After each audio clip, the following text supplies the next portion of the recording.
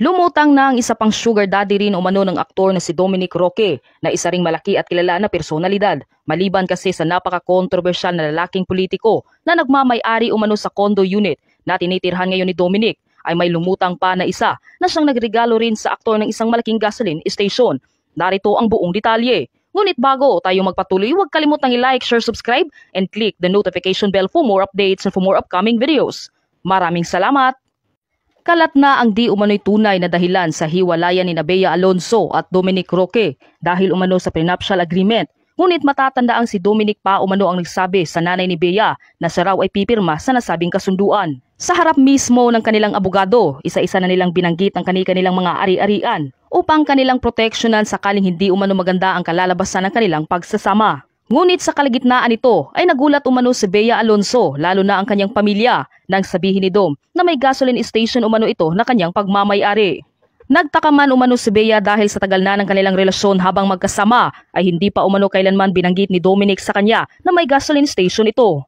Ito umano ang dahilan kung bakit pinaiimbestigahan ng pamilya ni Bea si Dominic. Dito ay nalaman umano nila na ang gasoline station na ito ay bigay pala umano kay Dominic sa isang lalaking maimpluwensya at kilalang personalidad. Natuklasan rin umano nila ang iba pang past ni Dominic, kaya ito umano ang isa sa pinakamalaking dahilan kung bakit biglaang kumalas si Bea sa kasal nila ng kanyang fiancé na si Dominic dahil tila hindi na umano ito masikmura ng aktres. So ito na nga mga Mars, no? Medyo mabigat pa yung dibdib ko, di ko kinaya yung mga nalaman ko a few minutes ago. So, ang totoo palang dahilan ng hiwalayan kung bakit hindi natuloy yung kasal. Nung inaayos pala yung prenuptial agreement, syempre, prenuptial agreement, lawyer to lawyer, i-declare nyo lahat ng ari-arian nyo na nakapangalan under your name.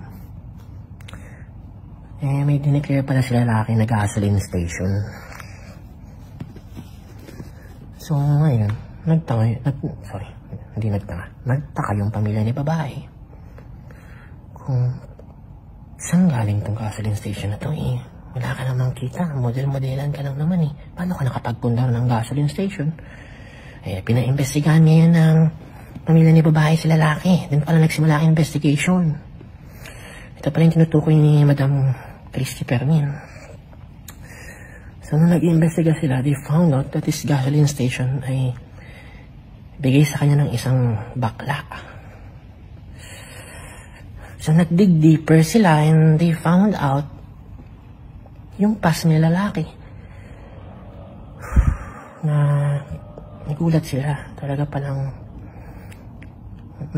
siya before ng mga anis. Kasi nga walang-wala Tapos may isang mayaman na Juding, binigyan siya ng gasoline station. Kung sino yun, hindi ko na lang pwede banggitin dito. Kaya hindi natuloy yung kasal. Oh my God. Shit. Naglabas rin ng kani-kanilang komento ang ilang mga netizens ukol sa isyong ito. Ipinagtanggol rin ng ilang netizens sa aktor. Pag may nagbigay ba ng high-end condo, ibig sabihin ba nun may kapalit na nangyari? Hindi ba pwedeng dahil may naitulong ka, kaya niregaluhan? Sagot naman ng isang netizens, "Girl, since 2017 pa namamakla na si Dom. Binigyan siya ng friend ko ng mamahaling gamit, pera pati ibang sponsors." Pinapatunayan naman ito ng isa pang netizens. Yes po, lalo na mga high-class na celebrity. Binibigyan sila ng mga dirty politics ng allowance. Sponsored po sila. Dito na tayo sa politiko. Sinabi ko nga po kanina na dalawang senador po ang tumawag sa akin, si Senator Rapi Tulfo at si Senator Jinggoy Estrada. Natural lamang po na reaksyon yan ng mga politiko ngayon. Kasi hindi lang po showbiz ang binubulabog ngayon ng hiwalayang Dominic at Bea dahil meron ngang nadamay na politiko, di ba? Di ba, Romel? Ano ba ang tanong mo dyan?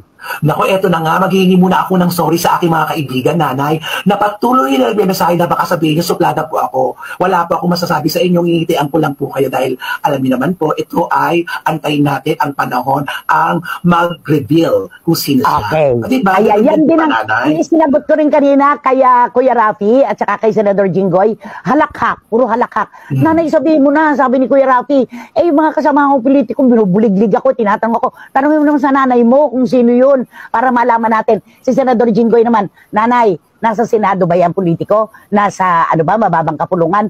Ano ba? Anong posisyon niya? Wala akong sasabihin. Sabi ko, eto po ang taya ko sa issue na ito. Kami po ang naglantad nito.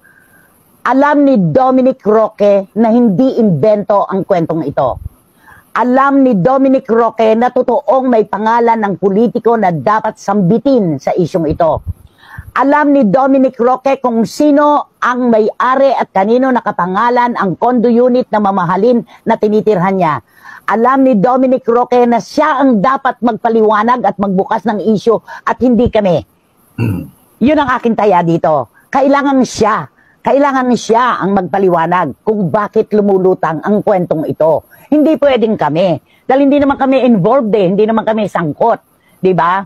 At saka, ang daming sources, kalat na kalat ito. Alam mo, Dominic Roque, na meron kang kailangan sabihin.